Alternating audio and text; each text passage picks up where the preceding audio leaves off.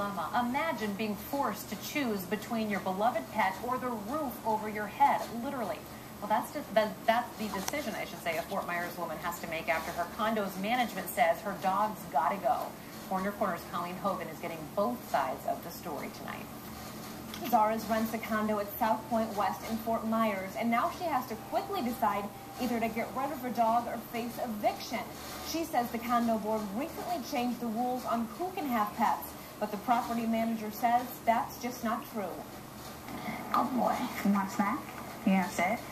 Michelle rescued her Jack Russell Terrier, Rocky, from a shelter this winter. He's my best friend. But she says he actually rescued her. I was just going through a lot of emotional stuff. Rocky's clearly happy in his new home, but now Michelle is forced to make a tough choice. One of them has to find a new place to live after she says the condo board at South Point West recently changed the rules on pets to only allow owners to have dogs. Oh boy, look at you. And here's what Michelle says really stinks. The owners of the unit she's renting from are fine with the dog. She checked with them before she got Rocky, even paying a $200 non-refundable dog deposit. Well, it's depressing. It's emotionally draining. Worst of all, Michelle can't really afford to move right now and worries the dog might have to go back to the shelter.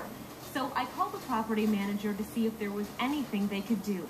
Well, so let me stop you here. I mean, if you're saying that it is what it is, and the owners of the unit that she's renting from are okay with the dog, why can't she just keep the dog? The property manager told me basically that's too bad. The rules are the rules and there's nothing he can do.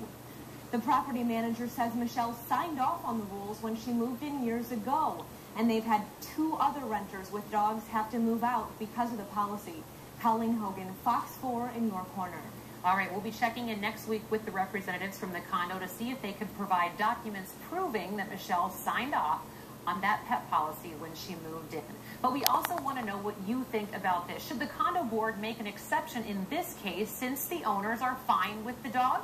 Or should Michelle just find another place to live? Let us know. Go to fox4now.com, click on the Viewer's Voice tab, or call us at 239-206-FOX4.